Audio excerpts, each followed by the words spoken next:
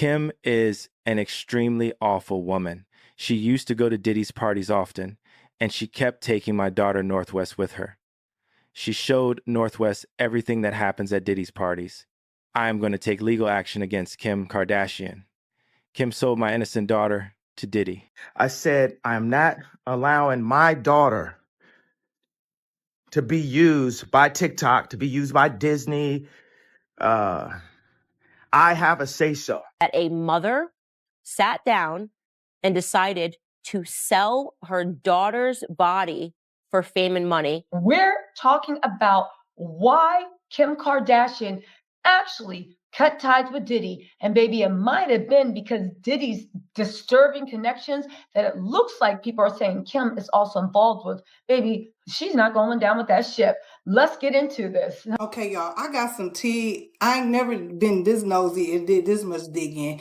But let me tell y'all why Kim Kardashian basically stopped following Kim Kardashian Diddy. didn't merely ascend to popularity. She was planted there. The guy who helped put her there, the same one currently serving a 50-month term for trafficking and racketeering, was Sean Diddy Combs, a name that has become toxic in Hollywood. But what few people are prepared to admit out loud is how deep Kim's bond previously went and how swiftly she sought to destroy it the instant the walls closed in. We can see it in the chronology, in the unexpected digital disappearances, and in the terror now emanating from her public image. Kim Kardashian isn't simply handling a problem.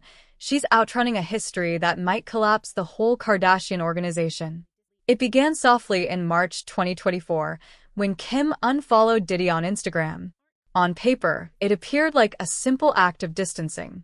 But that same week, federal authorities searched Diddy's houses in Los Angeles and Miami, taking material tied to an ongoing investigation that would ultimately grow into trafficking and racketeering.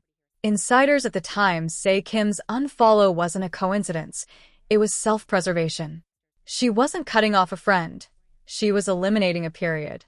For more than a decade, the Kardashians had been mainstays at Diddy's famed parties, frequently pictured alongside him, laughing, smiling, and networking their way through Hollywood's inner circles. Yes. So who was with you this weekend?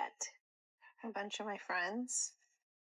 Diddy, Quincy, Justin Bieber, so far French so good. Montana. Do you even know half the people you're naming? No.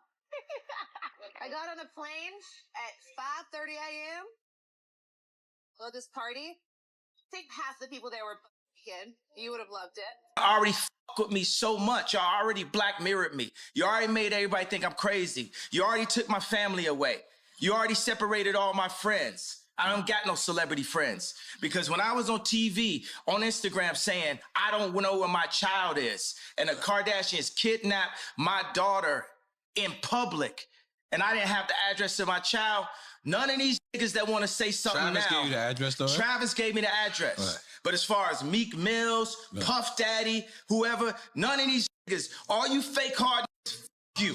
Hold on. Okay. All you fake hard you.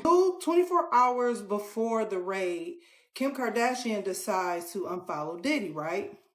Well, come to find out, this person by the name of Lou Taylor is apparently Diddy's manager. And this Lou Taylor woman is also on the board of Hillsong's church home. Follow me, go with me. They are doing all of this, child, in the name of the Lord. Just follow the story. Now, to cover myself, everything in this video is alleged, honey. This is what I digged up, and I don't know how much truth is to it, but there's reportings, okay? So everything that I'm saying is allegedly. Keep that in mind.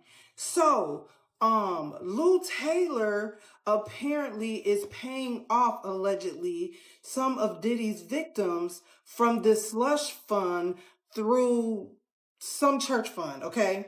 Not only that, Kim Kardashian mama has been making these girls pay 10% tithes to some church that Lou Taylor and her husband is basically owner, co-owner, or whatever. So I was like, let me look into this Lou Taylor person. I'm thinking Lou Taylor was a guy who was a woman with a husband, whole husband, and they doing ministry and everything. Now, mind you, y'all remember the whole thing with Britney Spears?